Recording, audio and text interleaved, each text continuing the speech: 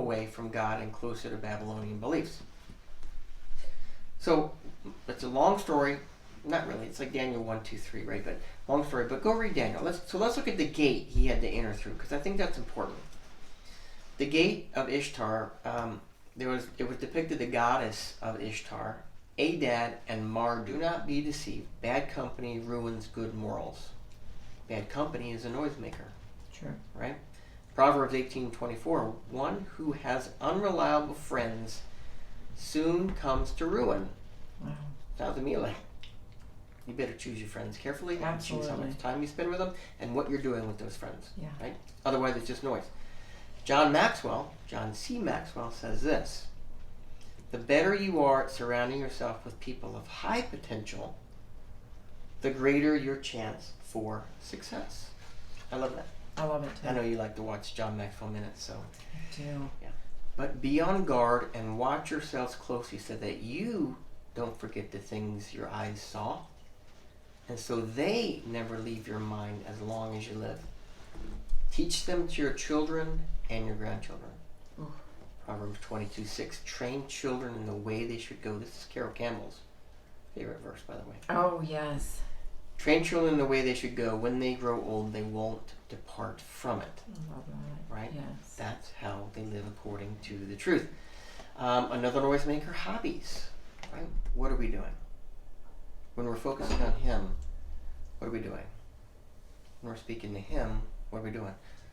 Clearing the noise out of our life. We're clearing the mechanism, right? Yeah, and opening ourselves up to what he has to say to us. Right. And we get fearful, like he's going to have some horrible plan for us, or he's going to have some detour that we're like, oh my gosh, I can't believe that. But he's like, I have the perfect answer, and I know the perfect way, and if we just he's continue. going shh. Yeah. Shh. And trust me. I've got this, okay? But noise will drown out everything if we don't clear the mechanism. So, what are some of the noisemakers in our life? What are some of the noisemakers out there? Comparison? Ooh, yes. Yikes. We don't need to talk about that one. How many times comparison gotten people in trouble? Every day. Individuals, married all couples, the time. Right? Work. Social media. Yeah. It's horrible. Yeah. In our case, right now, some of the noise might be coming from our adult children. Yeah. And this is important for parents, because you raise children, you raise them into adults, and you think once they're out the door, they're out the door and you're free and clear. We didn't think that. However, we hope that it would be diminished a little bit. But there's problems that your adult children need to work through, right? And they're their problems, not yours. So usually parents have enough in their life already, our own expectations and goals for ourselves, and trying to fix others is not what we want to do.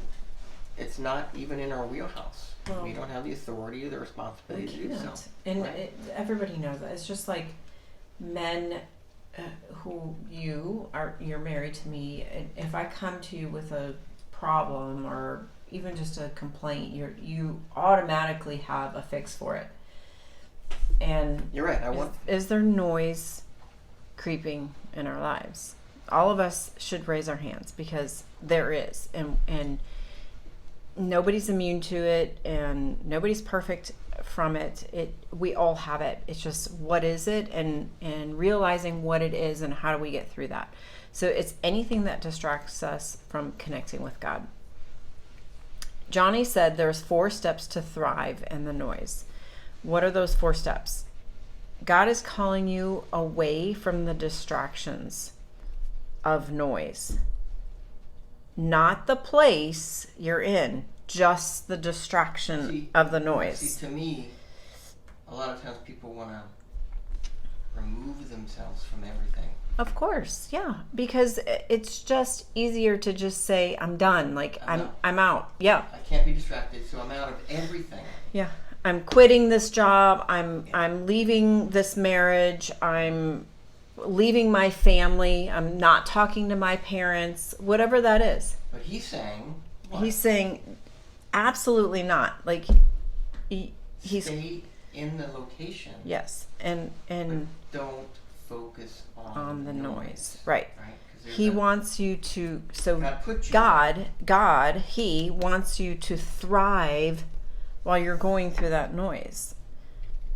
And again, not, giving up and being distracted or leaving or checking out. Thank you. That's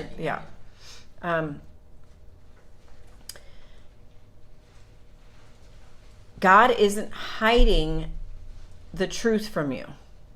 That's key. So if you feel like, well, I don't know, like, why am I here? What is God trying to say? I can't believe I'm going through. He's not hiding anything from you. So number 2, that was all under number 1. Number 2, God is calling us to prepare for the noise. What does that mean? And he was effective. Go read the story, right? King Nebuchadnezzar said, Daniel, you are 10 times better than anybody I've ever talked to. 10 times smarter, 10 times, right, than anything I've ever experienced. Because Daniel was focused. So let's identify the noise and then clear the mechanism so that we can all move to the next. Amen.